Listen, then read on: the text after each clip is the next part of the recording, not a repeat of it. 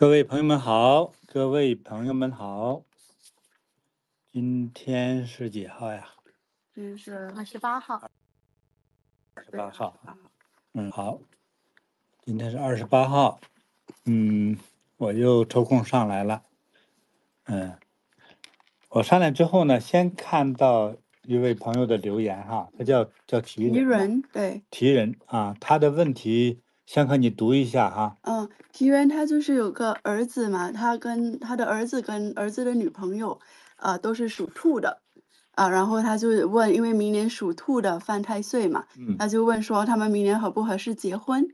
好，从属兔来说的话呢，哈，这是26年，就是马年呢，是属于破太岁，破太岁也不好，但是有一个重要的好的东西，说属兔的，如果是在这个26年，如果是结婚的话，是好，适合于恋爱结婚，所以我觉得是个好事儿啊。其实，那你的儿子呢，可以结婚。太好了。对。好，看看还有哪个留言呢哈？觉得还可以的。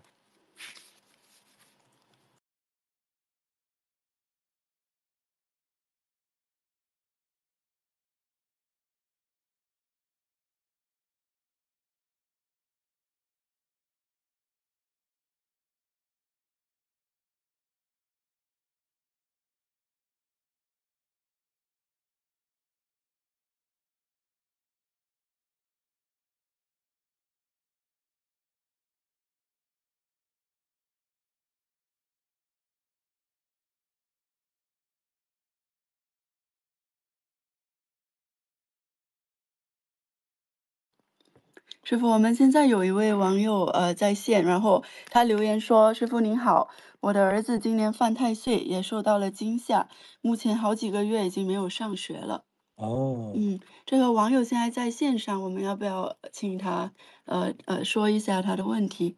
对，这关键他有些细节也要说好。可以啊，看是哪一位呀？这位黄姨。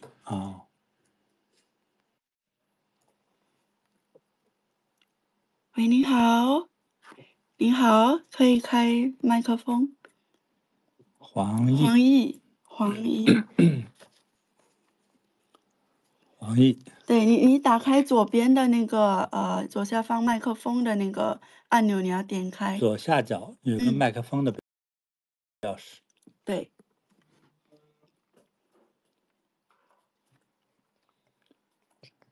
看着他没准备好。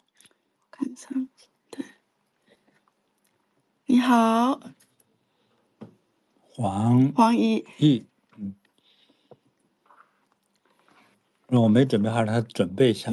好的。好，那行。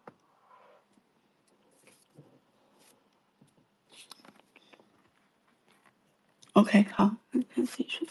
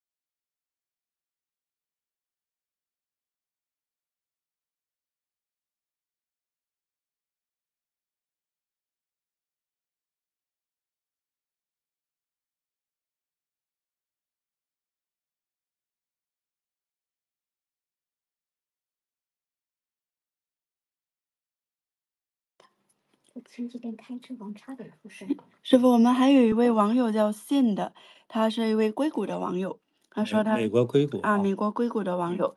他说：“师傅，我也属兔，现在每天呢工作都要到很晚加班，然后前阵子刚刚出了车祸，然后今年呢他刚升职，但是因为明年属兔的犯太岁嘛，然后他看了师傅的那个视频，就讲解明年属兔人的运势的视频。”然后说明年属兔可能容易跟老板不和，所以他有点担心，想请师傅指示和开示。嗯这位新网友您在线吗？你如果方便的话，可以开一下麦克。行，我们也等他一下。好。反正属兔嘛哈，属兔的话是26年是破太岁，通常也是不太好啊，流年不顺。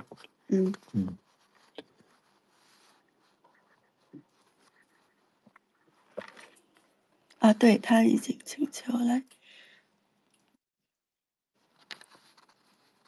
好，这位新网友在线上。Hello，您好，你可以点开你的麦克风。信。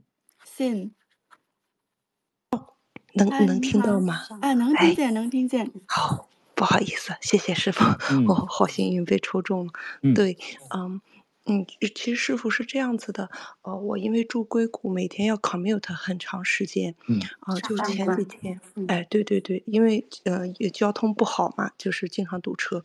然后我前几天就是开车下班回家的时候，我开着开着，我就突然听到，我是正常开车，没有任何违规，并且很堵，但是我就听到有一个人，他好像就像在我耳边大声的喊我，是一个女人的声音，他说的是一种我听不懂的那种语言。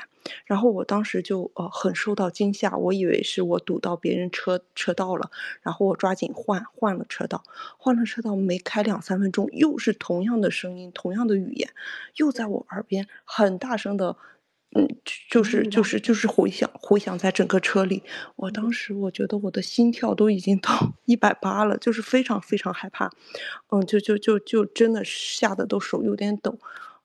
这个时候我就抓紧在心里念那个莲师心咒，师傅的那个莲师心咒。他那个然后声音当中是有内容吗？还是乱喊的？有内容，但是我听不懂。我听不懂，就是我觉得那不像是英语，但肯定也不是汉语。但，师傅，我是懂英语的啊，反正我就听不懂。然后我就抓紧念莲师心咒，因为我的心跳得太厉害了。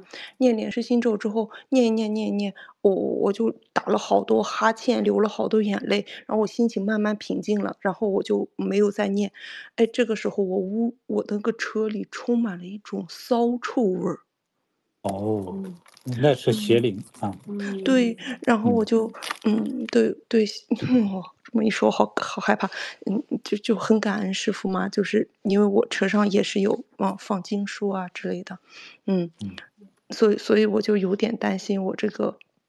就这个行车的问题，然后我今天又重新看了一下26年生肖运势，我就哇，我看到那个师傅说要注意交通啊，金属可能会伤害啊，就是我就有点担心，因为刚遇见这种事嘛，我觉得也应该像是邪灵，因为真的不像是一个人能这么大声的，就是好像开了窗户在你耳边喊你一样，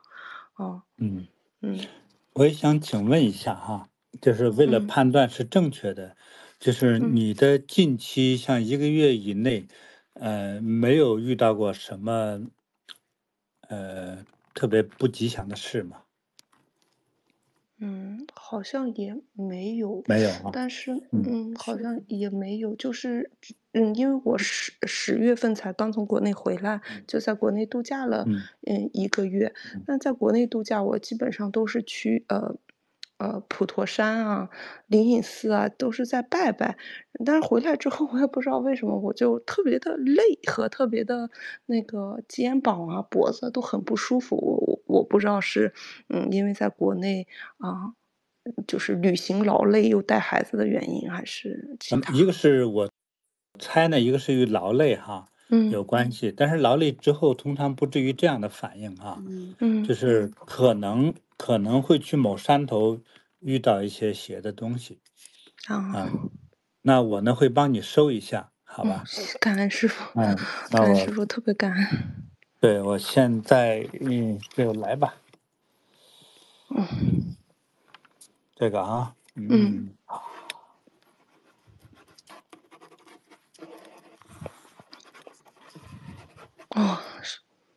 感恩师父。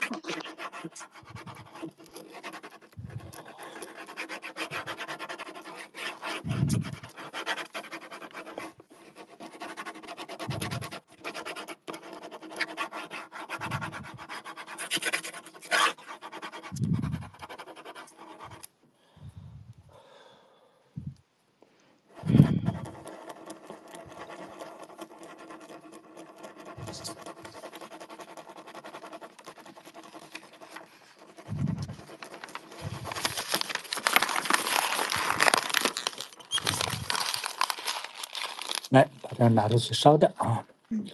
感恩让师父。它从哪里来回哪里去。希望神灵，希望药师佛将它收走。不要再干扰人啊！不要再干扰这位小姑娘。好，我做法将它收走。感恩师父。对，那之后呢，我呢在韩国我这边的道场呢为你点灯啊，你也不用花钱，好吧？感恩师父，真的很感恩。对对对，师父，我也是今年我们全家刚拜师，我法名叫朝歌。好的好的，好，感恩师父。那我更应该帮你哈。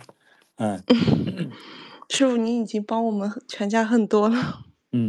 这是缘分吧，缘分吧。我老公今年也是那个失业的时候，我们自助旧金山那个办禅堂，师父也有帮我们加持，特别感恩师父。好，也谢谢你们了哈。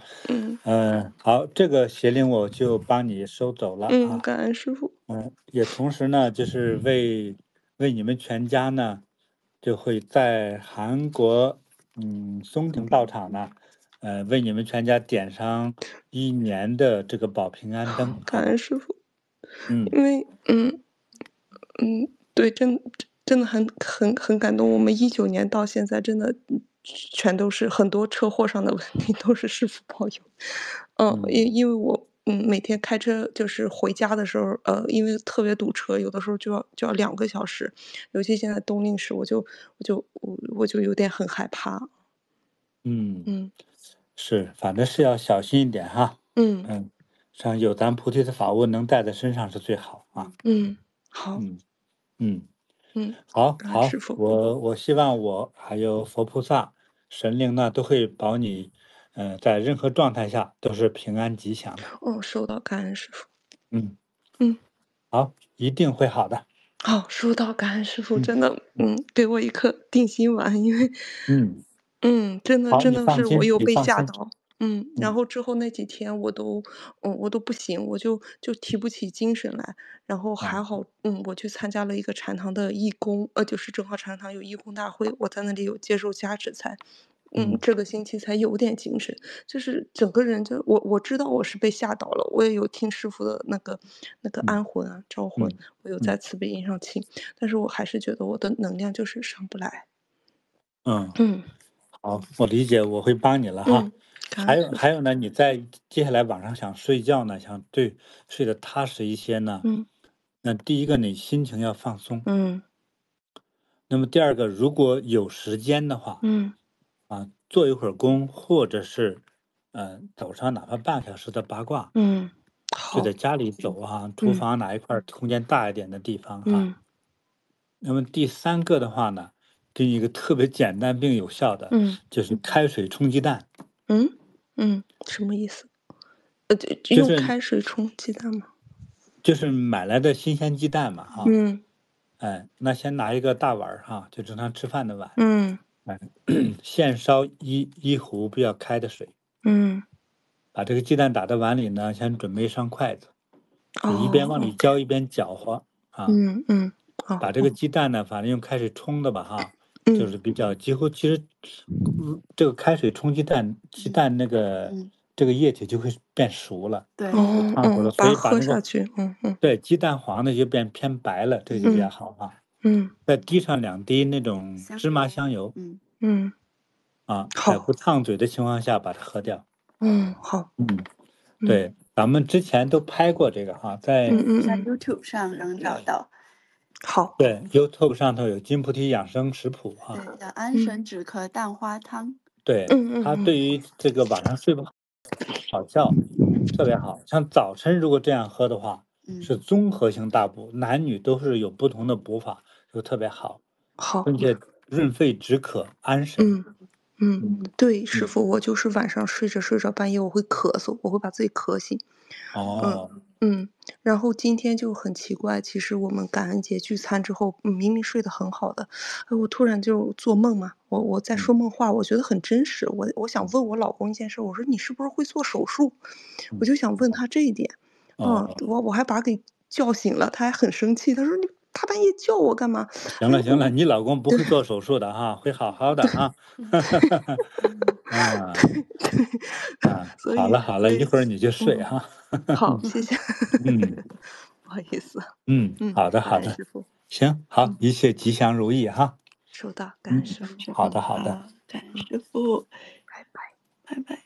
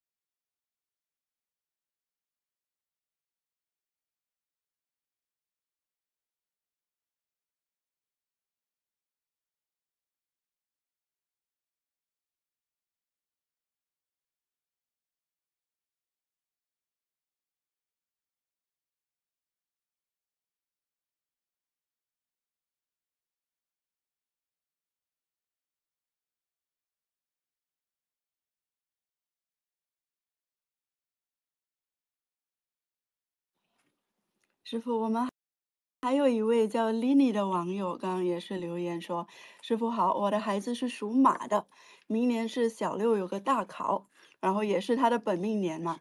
那除了点安太岁灯啊、塑佛金身等等的，那就是想请师傅给予一些提示，怎么样让孩子在这一年更平安顺利？感恩师傅。Lini 网友，您在线吗？你可以直接打开麦跟师傅提问。”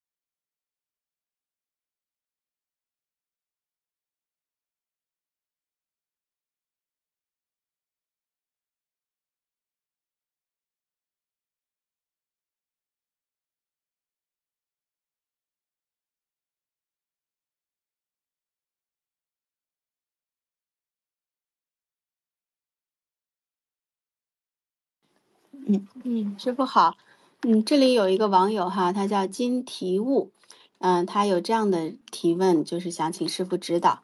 他说我属兔，前几天买粥，结果不小心把滚烫的粥打翻了，右脚右手都被烫伤，起了大水泡，又红又肿的，还要休假2天。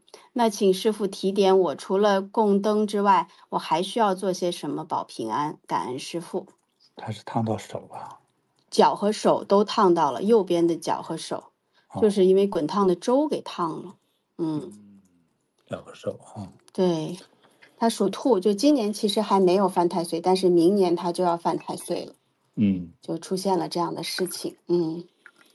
对，那这样的话呢，如果有可能哈，我说的都是个概率哈，这有可能说他的姐妹，接下来的大概1周年左右可能会有一些麻烦，对，可能会出现一些紧急的事情，对，所以呢，他应该为他如果有姐妹的话，就为这个姐妹呢做些功德的事情。那有些网友也说了，但是听师傅讲，遇到那些有灾的呀、有麻烦的，都是说做功德，能不能说点新鲜花样啊？我让你唱卡拉 OK 不起作用啊，对呀，对不对？我让你旅游恐怕麻烦更多呀。我只能告诉你，就像你到了中药铺，怎么抓来抓去还都是中药，你能不能给我点糖吃啊？那是不可能的。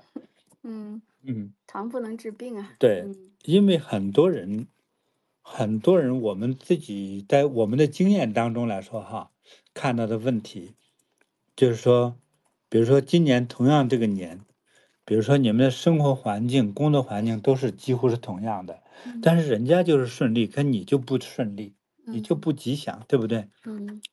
还有同样说你买这个房住这个房，你去了之后就觉得里面闹凶啊、闹鬼啊，不太平。那换个人进去就好好的，什么事都没有，那你说为什么呢？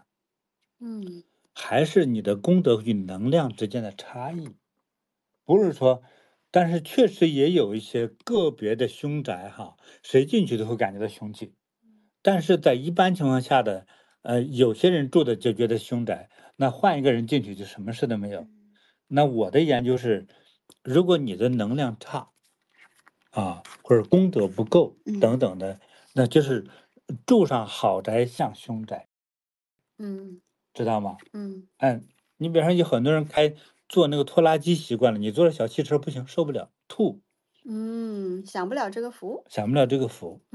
是吧？你是那个高楼哈，大城市特别高的楼还挺贵，对不对？对。说你在农村，你住你那个破房子，透风漏气的哈，怎么都没事儿，一上高楼头晕，血压高是吧？也生病受不了。所以这些东西都是一个综合能量。那按佛教来说，它是个业，功与业的一个问题啊。所以当能量差了之后呢，就是别人都行，你不行啊。那就通常，所以我们的解法呢，就是做功德呀，做功德。或者带一些加持的一些有能量的东西带在身上，就避免发生一些伤害的事情。对。但是很多普通人就会怎么想呢？哎呀，我到你那儿去，请了个东西，买了个东西，点了个灯，都说你收了钱了。我的原则是，我讲完之后，如果你相信这句话，请你到别的道场去请吉祥的宝物来保护自己，只要能保护得了，我是很开心的事情。你不是说，而且做功德之类的，如果你相信做功德是正确的这个提示的话，你可以到任何一个慈善的地方做功德，不是说非到菩提禅堂来做功德，好吧？因为你的问题告诉我了，不是想得到解决吗？那我就向医生开药，那我开了药你反感，或者是你觉得说来说去就那么2样行为，对不对？你觉得不满意的话，那我就没有办法。所以我告诉你的，通常来说就是做功德。在最低的一点的话，说我们有个小法物带在身上，那觉得你说我真没钱，我真寄给你，你只要能收得到，我就寄给你，这无所谓。人活着才能感受到这些物质，人活着才能感到幸福乃至和恐惧，对不对？对我来说的话，能帮到你解决一些问题，我就很开心，好吧？所以通常就是都是这样多做功德。那师傅啊，就是说到这个法物，昨天咱们不是有一个小男孩分享哈，他的一个网上认识的女孩子，对到我们禅堂之后呢，他就会，因为他可能身上有一些不好的那样的，还是台湾阿美族的，对，对，他到禅堂佛菩萨的这样的道场，他会头晕目眩，他受不了。然后他碰到了就是这个小男生，他身上带的金刚杵，他会觉得有是火烧的感觉。对，就是比如说我们正常人没有这样，他是不会有这样的经历的哈。就这个怎么理解？这个你要看看那个《西游记》的电影，哦，就理解了，是吧？还再看一些过去好莱坞啊西方人拍的大片儿哈，比如说这个上来了个邪恶的鬼，或者一个邪神邪灵，是吧？你看西方经常拿那个十字架，对，十字架也管用，是吧？它有个磁场啊，那上帝的磁场是吧？哎，拿佛教的什么法物的东西也管用，什么金刚杵啊，什么念珠啊，有的是戴个戒指啊之类的哈，它都会管用。哎，对，你在那个电影里头你去看去，但是那你说那只是拍电影啊，几乎所有的电影哈，除了幻想的电影之外哈，那不是幻想的电影，那个所有的故事都是有故事原型的。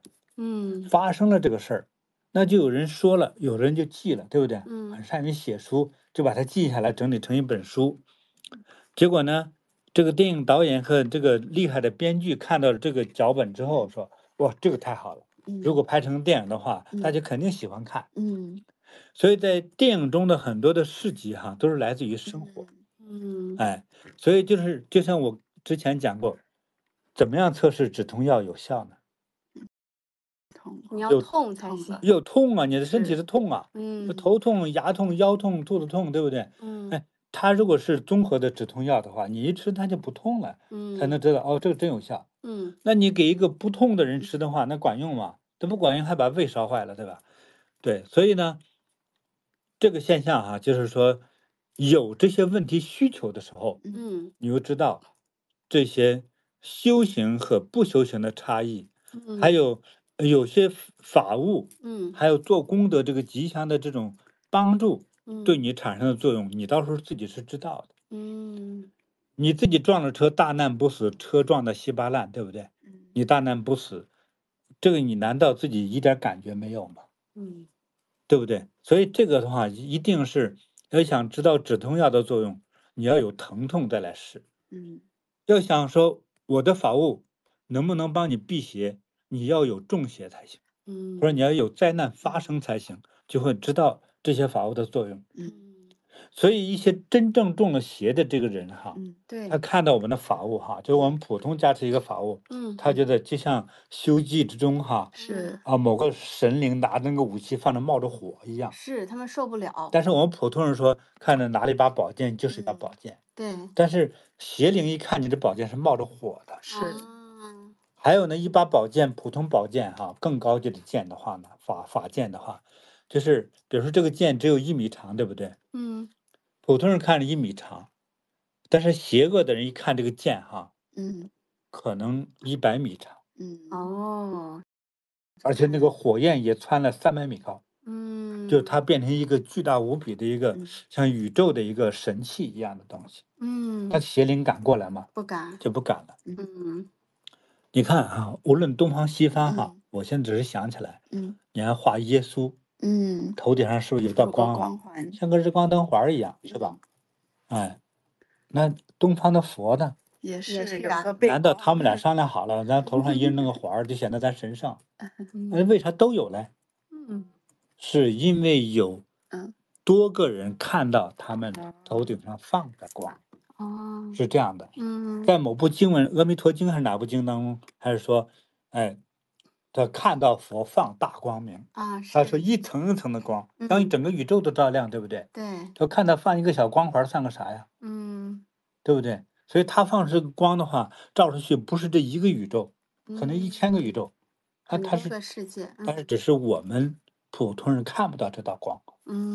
哎，包括耶稣在那走着，耶稣一直放着光，谁敢把他绑起来啊？对不对？那对不对？当时绑他的时候没看见放光嘛，但是确实有人看着放光。所以这个有些法物、法器，包括道场、寺庙，啊，还有一些修行人用过的东西哈，它都可能带一个吉祥的磁场，吉祥的磁场，甚至是一种纯阳带有极致能量的这个场，所以你身上有邪气的时候，你拿这个东西就不舒服。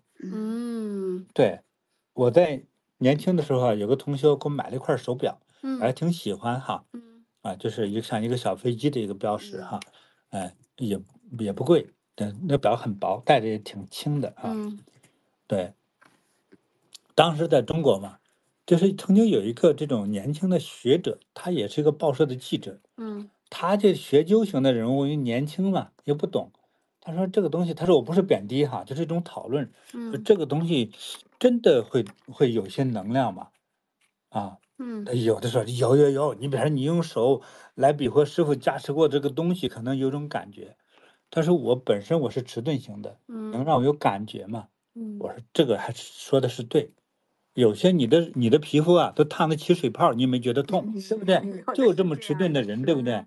尤其是一些老人，过了66岁之后哈，你看反应也慢了。对于热，冷热的对于冷，度，对于风啊，对于声音，所有的反应都慢了半拍。所以你看老人走路的那个动作就慢了下来了。迟缓了。那70、80岁的人呢，就更慢了，对不对？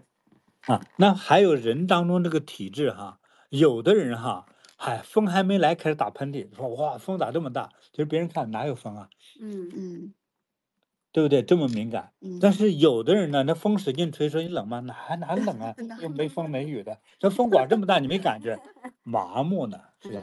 对，所以每个人感受不一样。但就像电波一样，我们都对电波没太多的感受，但是它可是存在的。对。但是我说真要有效，是给需求的人。所以的话，有需求的人可以感受到某种能量。我就说那个手表，我说那个手表，我说这个记者说了半天啥意思呢？那小张嘛哈，记者，他说他妈呀，每到晚上啊，就睡不好觉，总能看到鬼影子。那这个儿子呢，他的个性体质呢，就随爸爸，他爸爸1个月说不了一句话，所有的东西都用行动来表示，就是不说话。所以爸爸这种不爱说话的人就比较麻木。那这个妈妈呢，就是没事就找事，一说话就骂街，就特敏感。所以这小记者呢，就是说，其实我来呢，为了我妈。所以我先理论一番，你的科学道理是啥？我说科学讲不出道理来。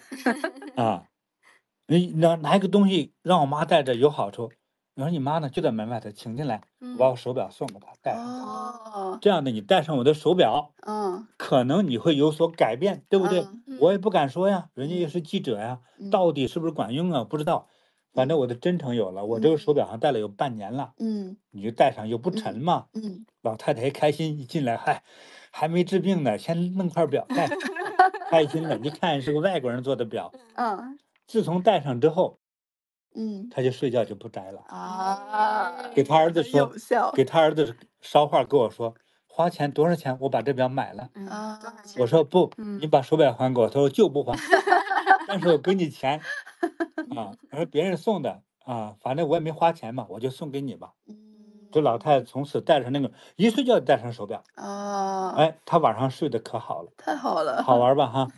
所以让他儿子说，这怎么解释？这怎么解释？神奇的互因为动。我们年轻人喜欢研究琢磨的人哈，总想用一个科学的道理，能把这个东西弄得了解一点。他不是不信，对吧？也不是盲目的信，所以他就想弄明白，其实弄不明白。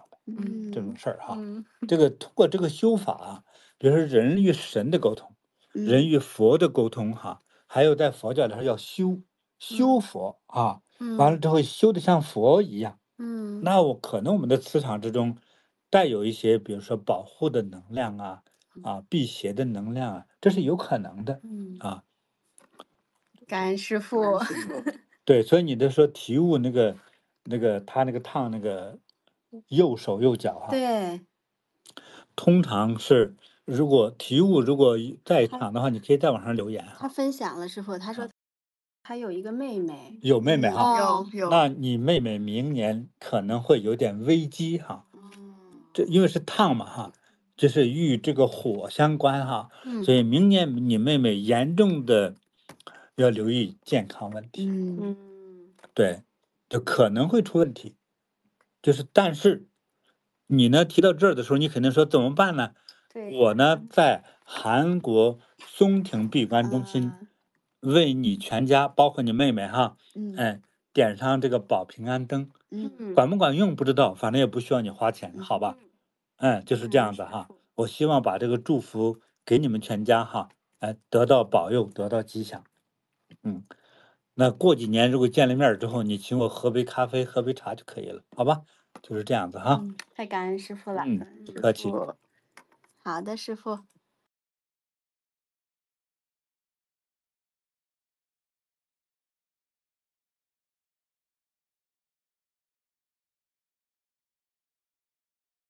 好，现在我们刚才讲到那位 Lini 网友，他问他的那个女儿，她明年小6嘛，但是就是要大考，但是明年是犯太岁。小6就是小学6年级哈。小学6年级，然后明年有个大考试，是属马的，也是本命年嘛，所以他想请问师傅有什么方法能够帮助他女儿考得更顺利啊，一切更好。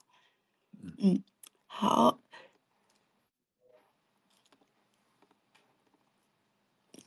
喂，Lini 网友。Hello， 师傅好，师傅好。你好。师傅你好，对我的一个疑问就是想请教师傅，请问师傅，就是孩子明年他就是在新加坡嘛，他们就是小6会考，那明年也是他们的孩子的本命年，他也是属马的，想问，就是我们除了跟他做，就是点了太岁灯啊，说佛经声，那除了做这些功德以外，还可以有什么样的方法让他在这一年会比较顺利，身体健康，学业上也是，就是让他顺顺利利的考完试吧，就是这样。可以的。第一个呢，我呢在韩国松亭闭关中心呢，为你小孩子呢，就是点这个能够叫什么金榜题名的灯啊。感恩师傅，感恩师傅。还有呢，就是你的孩子身上要带上一块玉的菩萨像。玉的菩萨。上次直播的时候，上次在 YouTube 直播的时候，我们有一叠哈，放的那个菩萨像，现在已经那一叠请光了哈，大家都请走了。那我们又准备了一些个头再稍微大一点的这个菩萨像。那你那个孩子呢？我觉得要带那个白玉上头玉镶金的白玉的托是上头有金的小佛像，要有这个东西带进考场。因为这个戴到脖子上、手腕上都可以哈。对，带进考场就能护着他的身体，就是因为孩子还是挺聪明的。那要带着这个宝物进考场，他的考试就会正常的发挥，甚至得到佛菩萨的保佑，就没问题了。好的，感恩师傅，太好了，收到。好，那Lini网友，你留意一下我们下一期直播。好。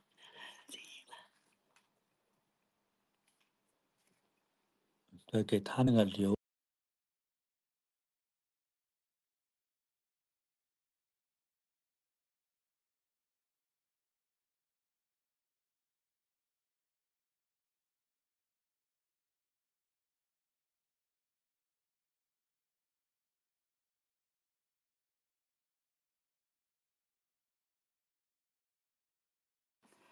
现在我们有好多网友们都请求发言，跟师傅请教他们的问题。好呀。有这一位泪烟 T 网友，来。喂，你好，是泪吗？你好，你可以开麦说。好，师傅好。你好。我是来自马来西亚的李嫣。是81年属鸡的。81年属鸡哈。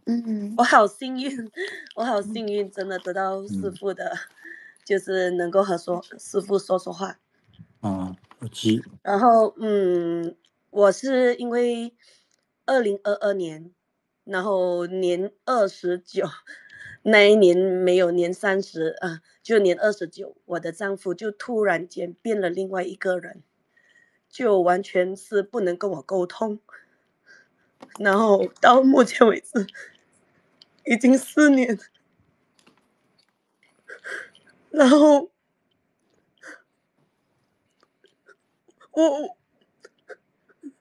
他好像中降头吧，他好像中了降头，然后一直就是一直被另外一个女人迷惑，然后到回事哈，完全不能沟通。我想请问了哈，好，你可以描述一下，别弄声音。你可以描述一下，就是他到底会做一些什么事儿？比如说，他爱上另外一个爱上另外一个女人和中降头，应该不要把它划为等号哈。好，我明白，真的，对，我明白这件事情。我其实蛮理智的，然后，但是我很清醒，我看到家里就发生很多奇奇怪怪，而且他的样子也完全改变，然后说话完全好像一个陌生人一样。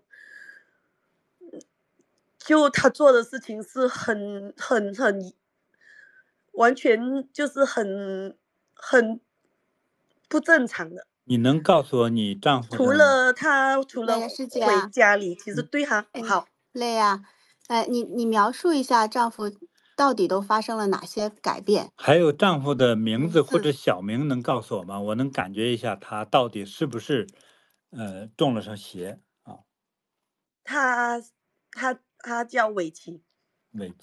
伟奇是吧？对，他其实就那个女人就控制他到好像去赚钱这样子，然后他也把原本很好的伟奇，你丈夫是属什么的？属鸡。和你一样大吗？和我一样。1981年。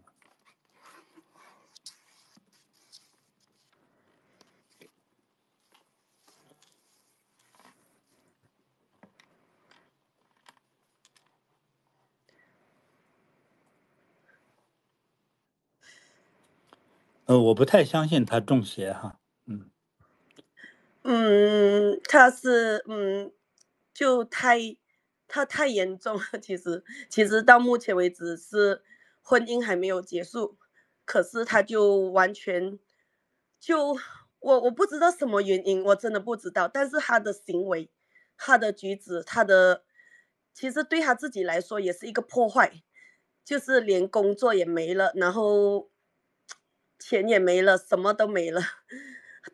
就是他一直在我怎么说？当他经历这段时间的时候，其实家里也是有奇奇怪怪的事情发生的。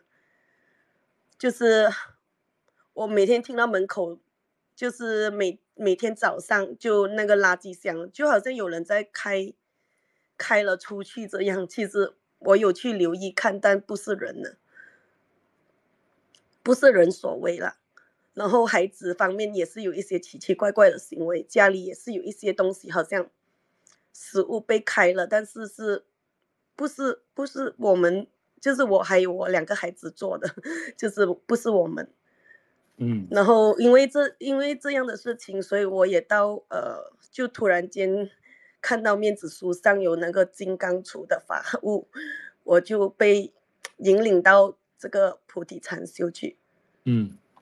目前为止家里是已经算是平安的，但是我真的不知道是因为什么原因了。那你丈夫走了吗？他已经离开家整年了，然后就变得行为很奇怪的，就是几乎是失联，没有联系，然后也没有见过孩子了。他之前不是这样的人啊，就是不会完全放弃孩子的人啊。他就到整1年多都没有见过孩子。那你先生的个性是什么样的？他是会有他不会不顾家，真的，他不会到这个地步了。我不知道为什么会，而且真的这4年里面，他没有正常过跟我说过一句话，就是我好像跟他说多几句话，他就会就很暴躁起来这样子。哦，然后你们看两个我很不顺眼。你们两个之前会吵架吗？不至于，就是那种真的没有吵过到第二天那种，就吵架也没有到就第二天会继续那一种啊。吵的频率是怎么样？一个礼拜能吵一次吗？不会，没有。那多久吵一次？都不会了，其实就一个月啊，我也不知道有没有一次了，就是都还算是 OK 的，就没有大吵那种。那还有另外一个问题，就他，要不你先说吧。他的家人也是有一点，就是也是有一点奇怪，就是完全都不管他。我因为发生这样的事情，我去求助于他的家人，他们的感情也不是很好，就很冷淡，所以变成就我也不知道要怎么办。然后在财务方面，他就好像开始会就是会算计这样子，就是要来抢，就是剩下的这种我跟他联名的产业这样子。他已经是好像失去理智。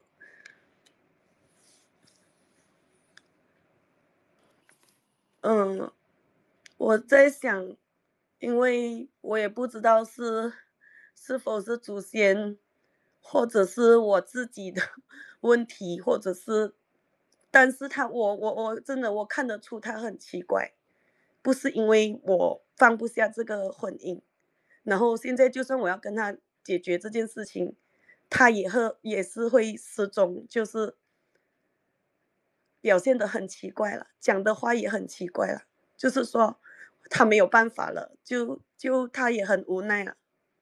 但有时可以，但有时跟我谈的时候又表现得就是很恶那一种。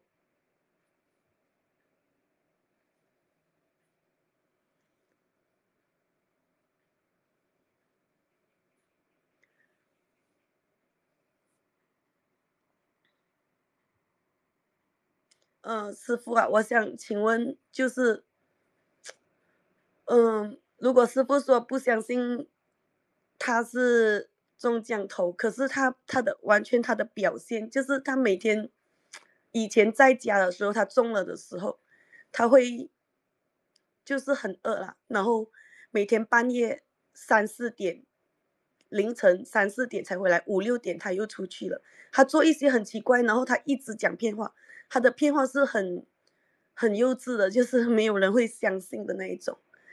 然后如果我拆穿的话，他就会很恶那一种啊。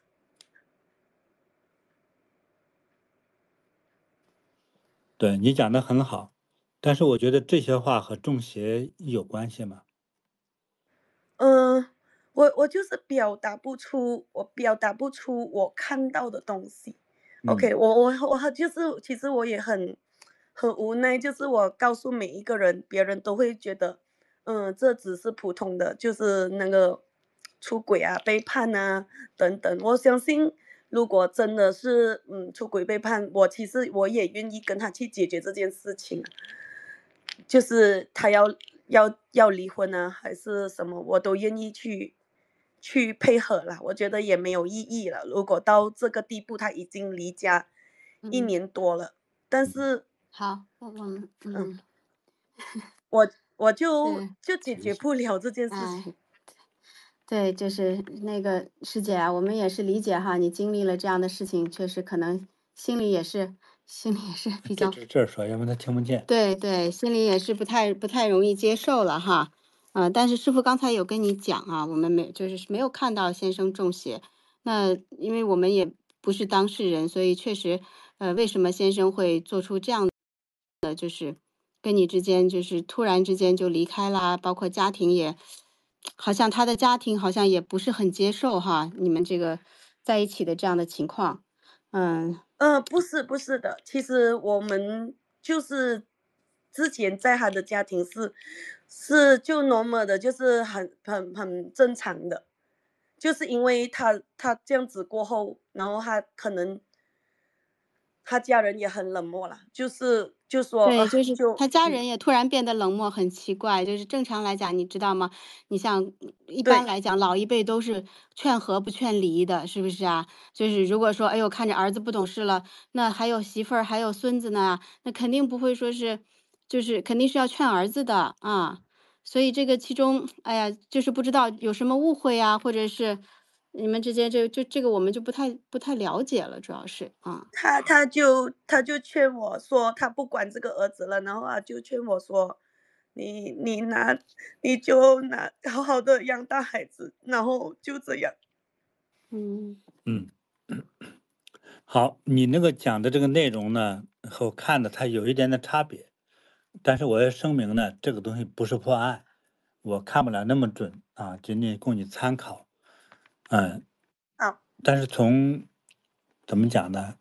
从我看到的很多婚姻中的各种的现象来说的话呢，我觉得之前咱们讲过啊，凡事相见就啊，必是相欠。对，就必是相欠。嗯就是说谁欠谁的情，谁欠谁的债务等等的是这个问题，就是缘起缘灭的问题哈。好，我明白。我们听师傅讲啊。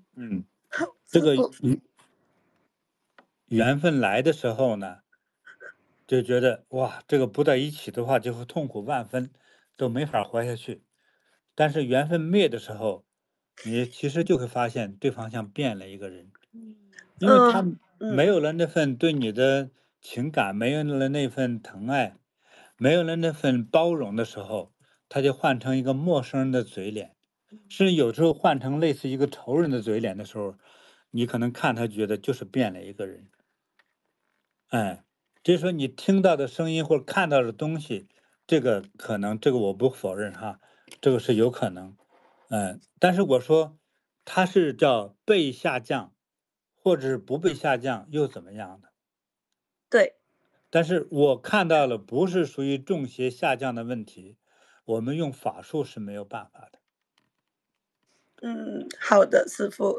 对，那我之前像教嗯过一些菩提同修呢，我们在网上聊天的时候呢，之前我们在网上教同修们呢哈，其实在婚姻中，包括交朋友哈，和婚姻中或者是恋爱哈，其实是这样的，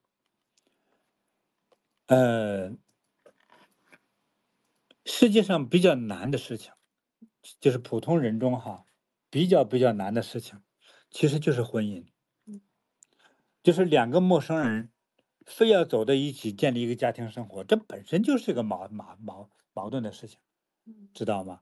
他不像母系氏族那样的，反正一群人啊，说不清谁是谁的丈夫哈。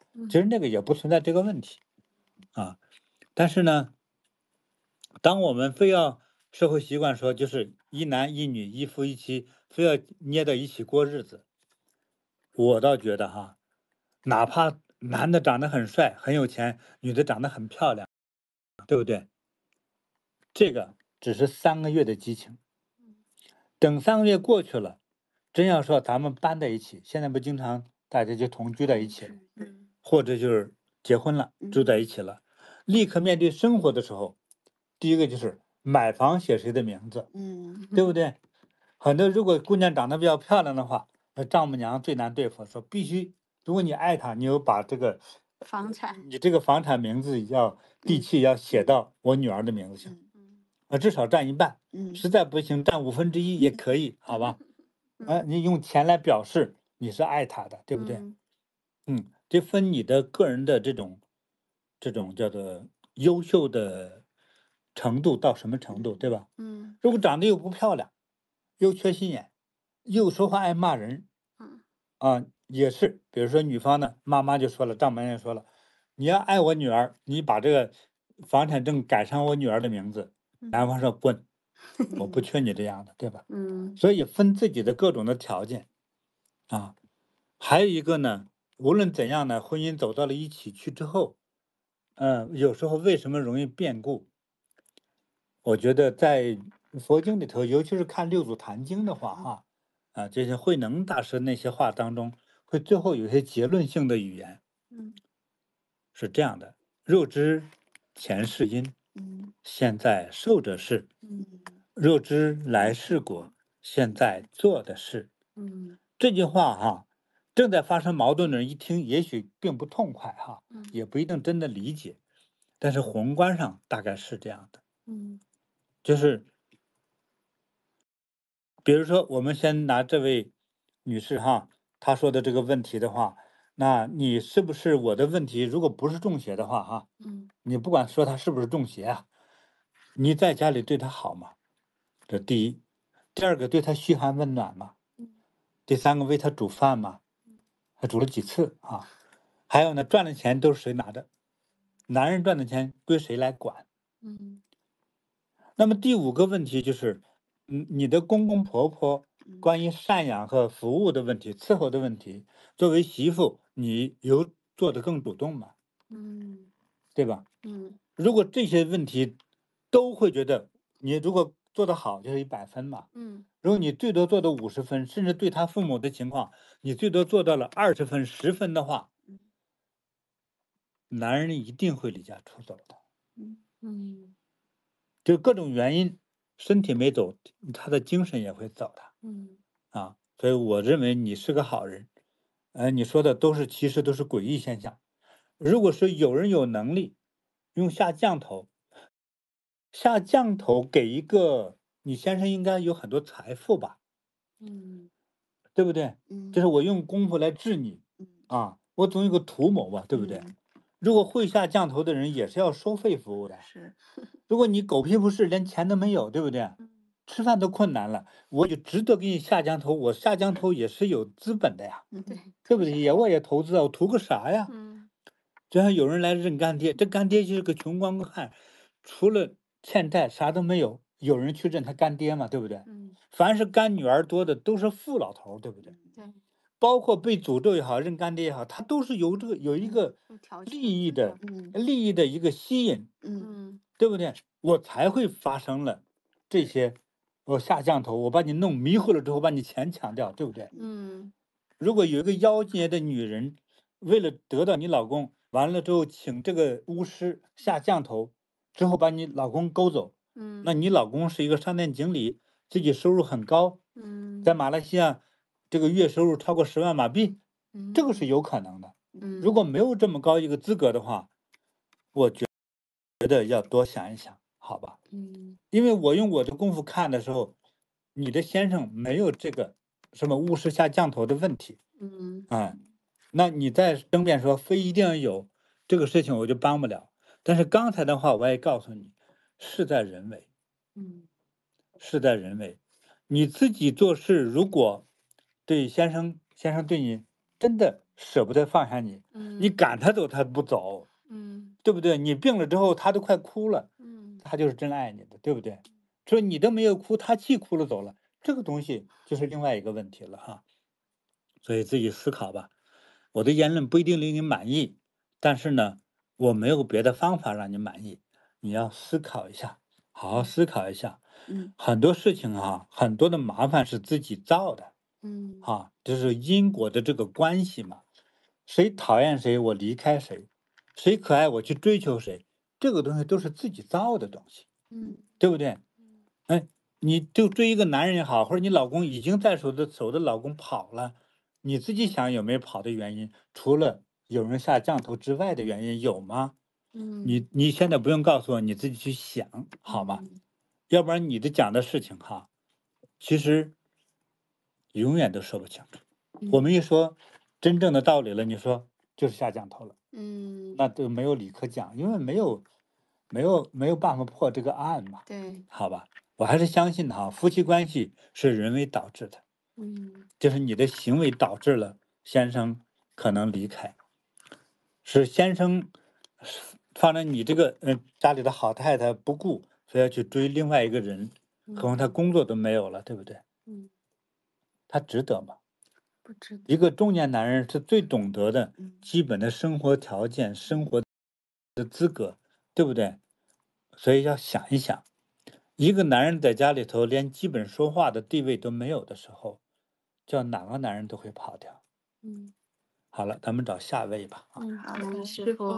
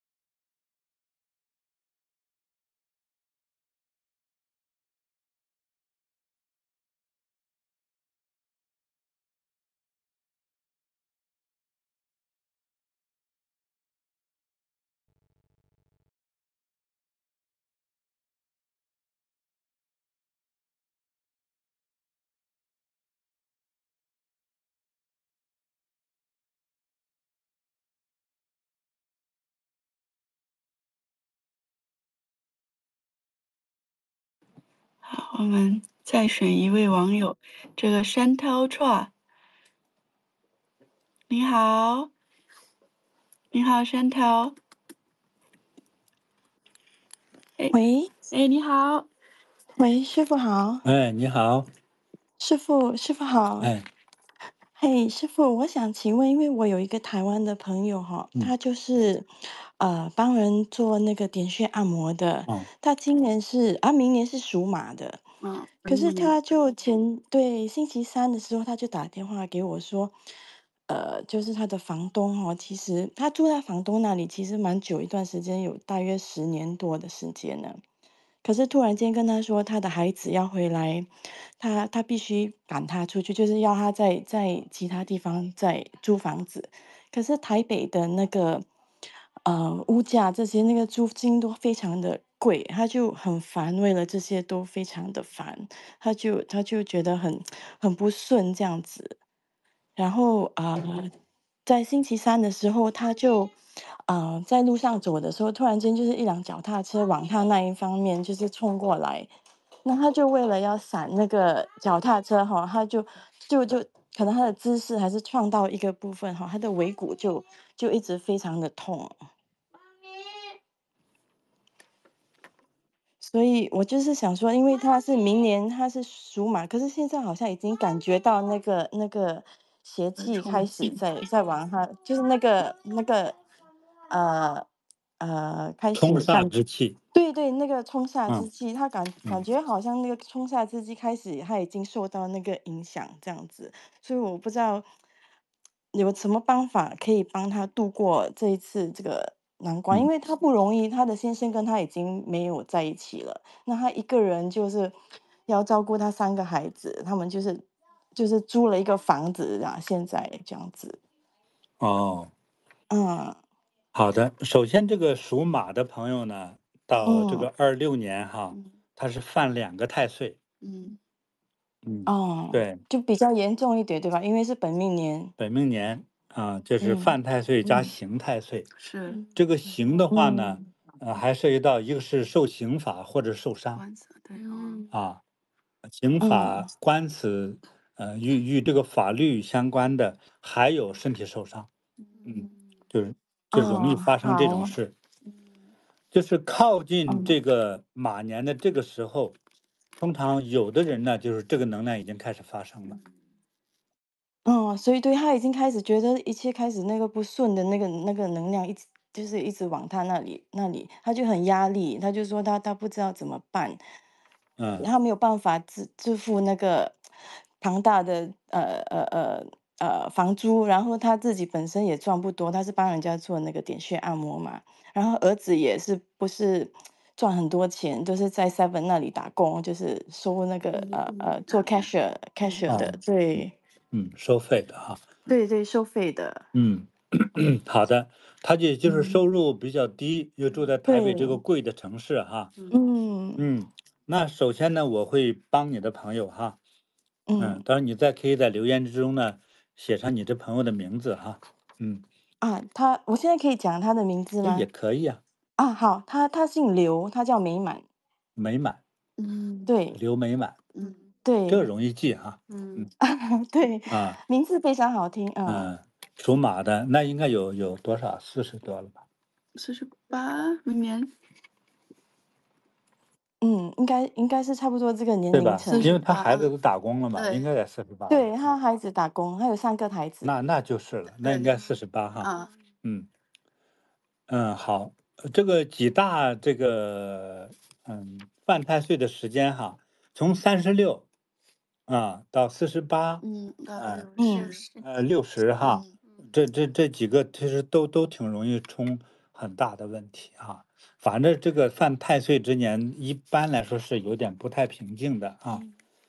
所以我们会为他呢，在韩国的松亭的这个禅堂哈，这个闭关中心，就是为你的朋友哈，如果你需要他，包括为你的全家人，都会点这个叫什么灯？安太岁1整年的灯，好吧？好，感恩师父，感恩师父。免费的哈，不用钱的哈。太感恩师父，我会跟他说一声，师父已经知道他的问题，会帮着他。您在台湾住哪个城市啊？你是我本身吗？对呀。没有，我在新加坡，可是他是我台湾的朋友，他打电话跟我说的。我说如果有方法的话，可以去看看他去台北禅堂或者新北禅堂。我电话有，我这样我有跟他说我有跟他说教他，就他最近有上师父亲授的那个课程，我介绍他去上。然后他有到禅堂去点灯，然后有开始做一点点志工就是做服务。那太好了。对。这样他一定要在禅堂呢哈，请一串可以最便宜的珠子。如果他找物资老师的话，我就会让物资老师送他一串珠子，好吧？好，感恩师父，感恩师父。完了之后呢，最好呢，再送他2件哈，咱们这个红色的菩提的龙的 T 恤衫。让他出门和睡觉的时候轮换着穿，这衣服也不容易发臭，好吧？好，对，来感恩师父。避开一些不必要的那个血光之灾。对，因为我也很心疼他的情况，这样很可怜。对，是挺可怜的哈。我觉得对，你是他朋友啊。对，朋友，我们之前认识。那你这个人真是个好人哈。那你这样，我让这个新加坡禅堂呢也送你2件哈，我们这个红色的龙 T 恤哈。感恩师父，感恩师父。去新加坡禅堂就要就行了，说今天师父说了哈。好，感恩师父。师父，我还想要问一个问题，就是因为他是帮人家做点穴按摩嘛，那明年他这个能量一进来哈，因为他还要就是让人家身体更好，对吗？对。那有什么东西他要特别注意的吗？因为他在帮人家做这个点穴按摩的时候，那个能量其实，如果他的能量不足的话，会不会影响到让他的运势会更多的影响，就是负面的影响呢？帮人做点穴按摩哈，叫肢体接触性这个医疗哈，其实是最伤自己的身体。对，我就是担心他不知道在这一块他如果再继续再做的话，如果功德还不足的话，不知道明年会有带来什么样的，是有办法了，也就是说，他最少在身上带至少有一个，我们加持过的一些念珠啊什么之类的哈，就随身带的是最好的。好。好的，那我就跟他说，叫他赶快去请一串念珠戴在身上，在帮人家做这个的时候就保护自己。如果他有像修这八卦内功之类的呢，这样他的能量才会充满哈。因为他这个经常去给人做肢体性这种医疗行为的话，他的能量自动的会流到对方身上去。对，就像他像那个轮胎慢慢漏气的感觉。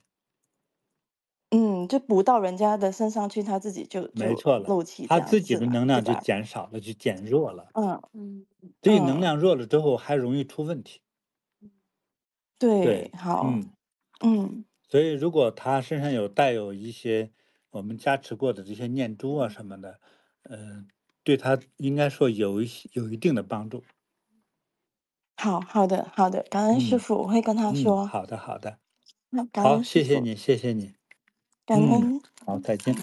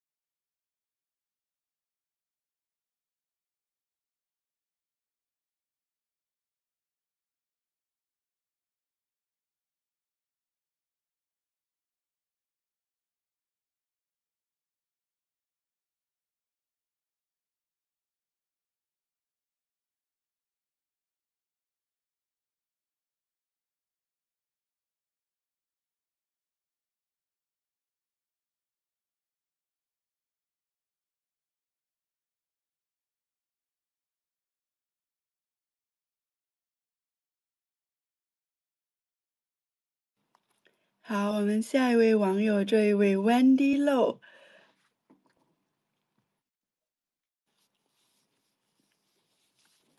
喂 ，Wendy 您好。Hi Wendy。师姐您好。师傅好。师傅你好。师傅晚上好。师傅晚上好。你好。师傅，我是来自新加坡的喜梅。哦。我好无助啊！我想请师傅加持我和帮助我。好吧。因为我一向来都比较胆小嘛。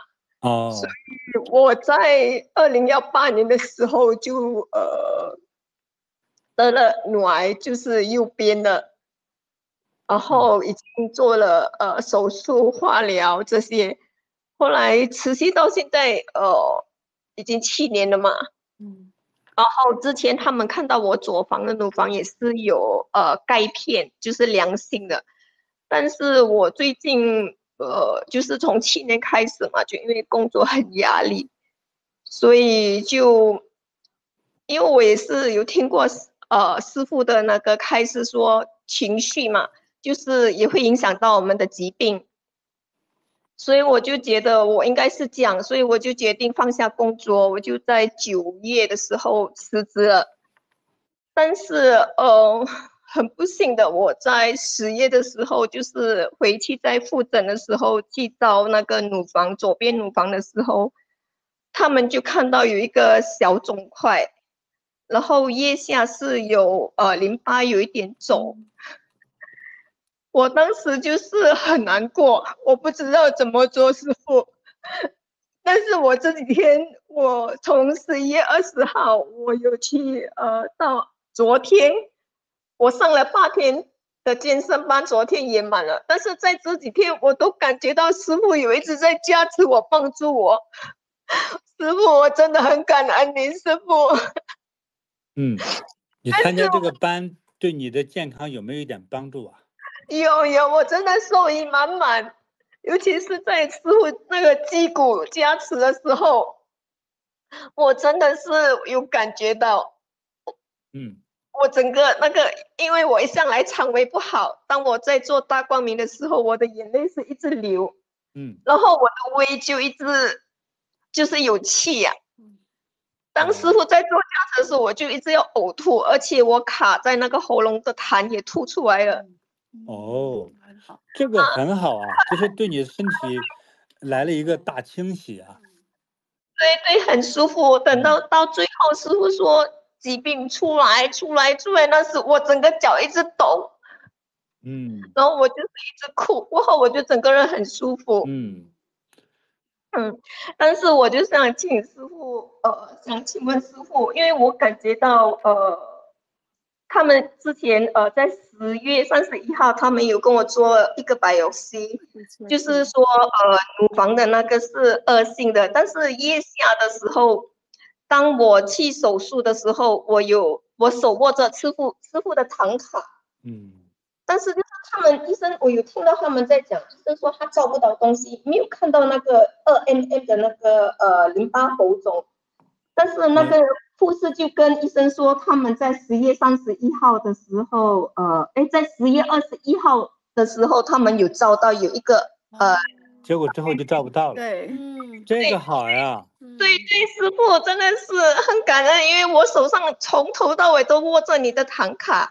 虽然后来他们医生报告出来说，在乳房就是差不多1点钟那边是那个肿块是有点恶性，但是我还是一直很相信师傅。后来我就自己解决方法，因为我一直告诉医生，我不要手术，因为他说手术了我一定要做电疗，因为我不想做电疗，所以我觉得我经过长修。然后我再倒回去走拔过，我相信我能治愈，但是他就是不给我机会，他就说，如果我当然做手术，他就不帮我做，因为我必须做电疗，所以我就想，我已经感觉我的体重已经从43掉到39，我不想再去受这种痛苦。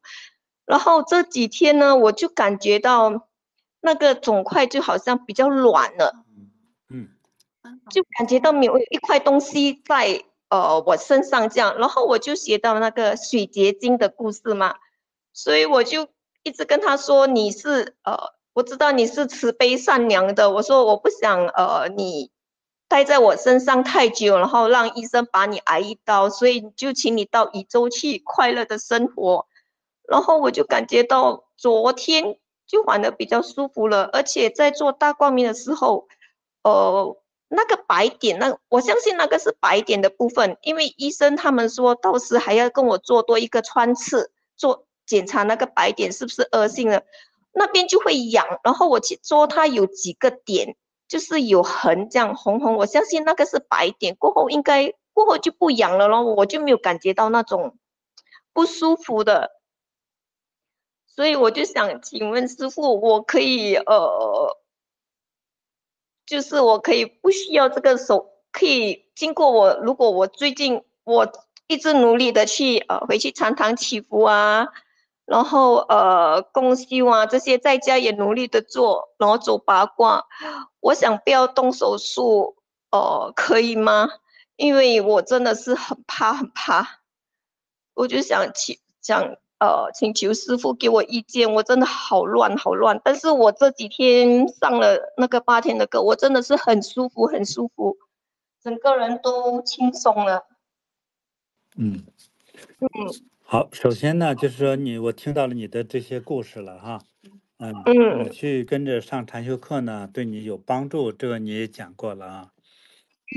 对，就是疾病的，如果是否手术这个建议呢，师傅是不能给的，因为呢，就是我们不是医生，就是比如说张医生让你去手术，其他的医生也不可以说不手术，他分哪个医生看的，哪个医生才有决定权。就同样一个医院的医生，别人也不可以给更多的建议，这是医学的一个要求。那我们这个身份呢，这是一个修行的身份，所以从公开情况下是不能给任何病人以这个医疗的建议的，啊，那也是违法的啊。这个对不起，不能直接回答你。没关系，师傅，我只是想，因为19号，我今天刚去做了那个骨的检查，就看有没有癌细扩散到骨质，然后12月5号就会做一个肝跟肺的，然后他们做我的基因检查，已经送到国外去做检查了，就是19号17号我会去见我的主治医生，所以我想跟他说我想把这个手术延后到，因为他已经把我的手术延后到明年去，所以我想再看可不可以就是说再挪后一点，就是希望他可以答应我了，因为他是这样的哈，我呢给你做一些善意的一些经验的分享哈。好，感恩师傅。如果说这种像乳腺这样的一些肿瘤哈，不管是否是恶性的，发现的如果比较早期，如果没有去扩散到什么其他的组织的话，其实越早就是越好，越晚越不利。比如说你现在一查，真扩散到骨头里去，也许医生告诉你手术是没有意义的了，是就来不及了，对吧？因为整身都是，已经不是一个乳腺癌的问题，而是整个身体的癌症。对，我说的这个，如果手术的话，仅仅局限在说还在乳房部位有这个癌，其他部位没有癌的情况下，挨这一刀是很正确的。是我明白，但是他就是说，咱们听师傅讲啊。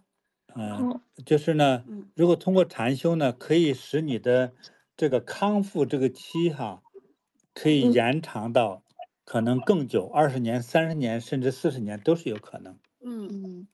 对，就是说你一直保持一个健康的状态，你只要修炼的话。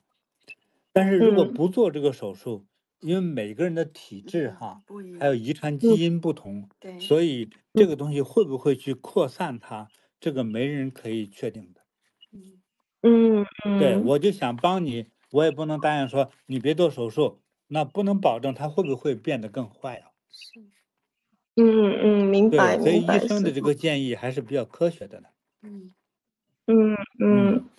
因为我也是有点49天灯，然后我需不需要再做什么呢，师傅？我觉得现在你如果能够有时间跟着练是最好的。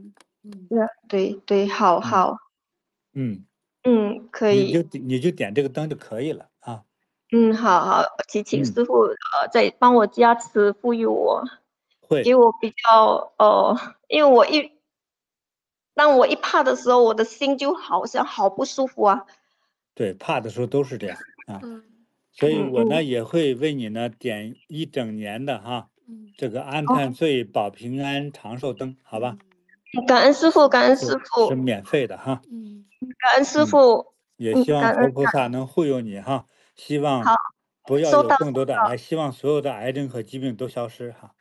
好，收到，感恩师傅。师傅再见。好，再见。感恩师傅，感恩师傅。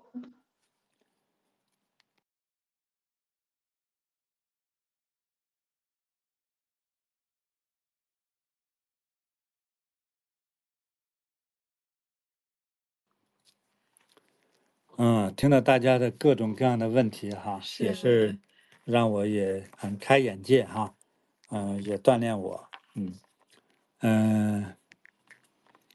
就是各种人的各种情况都有。你像这个现在呢，现在导致要命的疾病哈，就是几大种，反正比较常见的，像心脑血管疾病，是吧？就是通常因为饮食啊、运动啊，再加情绪哈，再加遗传之类的哈，对，运动少、吃的多啊，还有这种脂肪多，是吧？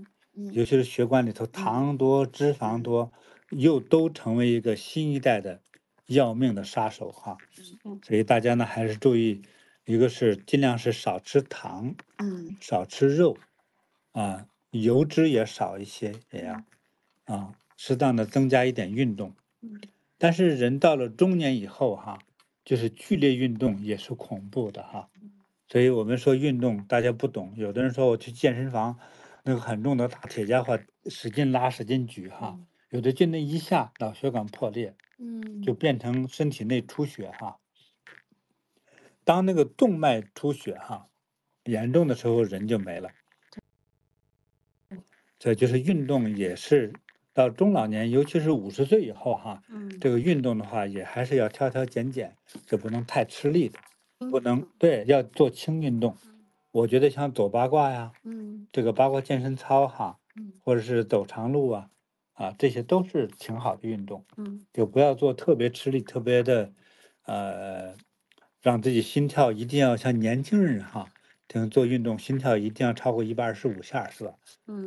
我觉得中老年千万别追求这个，它分我们运动的一些指标哈，确实分年龄。我们也不要追求说，你看某个国家80岁老人家还做模特，身体像小伙子一样，那你给采访一下那老人家是多痛苦的，对不对？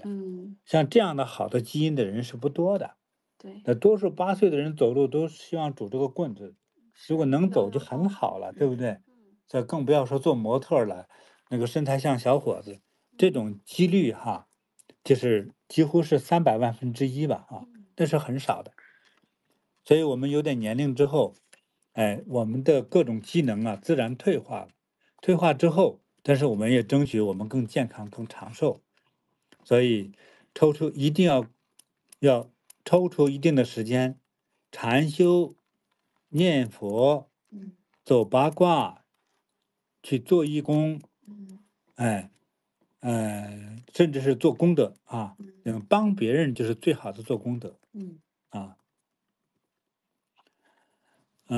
因为大家咨询的各种各样的问题都有，那我呢，不瞒着，尽量呢心直口快的，以我知道的知识来回答你。你听的觉得愉快与不愉快，但是我的心还是善良的。所以很多的疾病我们看着可以理解哈，那说就是疾病了。像这个夫妻关系之间这件事儿哈，有时候就怕你说的是实话还是非实话，还是一部分实话。像吵完架之后，2个人吵架，双方都说自己是对，对方是错的，对吧？所以我希望呢，在家庭关系这一块来说的话，希望你呢用最平静的心去回顾以往夫妻之间的那些林林总总的事情，你的态度是什么样的？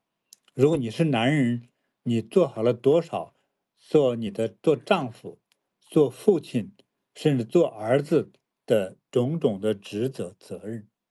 如果你是做妻子的，你做的妻子的合格性是多少？对不对？对丈夫、对孩子、对双方的父母等等的，有付出了多少非常比较公平的，比较正面的这个举动哈。因为这些事情，它确实是变成了我们家庭关系之中最重要的一个叫做关键因素。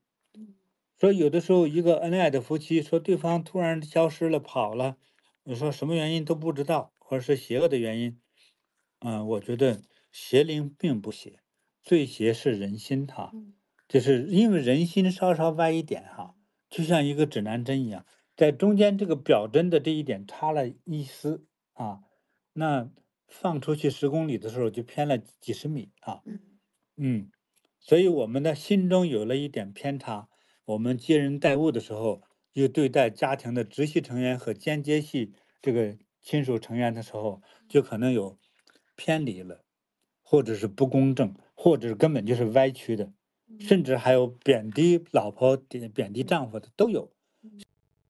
像这样的关系都是不能长久的如果我们不想维系长久，那么接下来的痛苦是自己要承担的。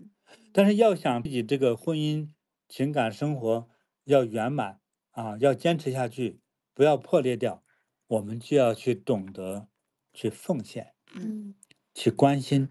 真正的爱是奉献自己，是温暖对方的，对不对？说真正的爱是这样的，就是不是剥削的，而是奉献的。你很多，尤其是很多女人哈，结了婚，因为爱说爱管事，所以就变成说赚了钱我来管，我悄悄拿着钱给我的父母，给我的兄弟姐妹，对不对？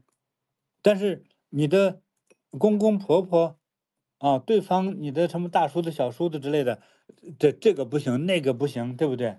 丈夫花了1分钱，你天天骂街，那你跟你娘家偷钱偷东西的时候，就觉得理所应当。你看我就是个孝顺、有情有义的女儿，我说这个就是缺少一点修行。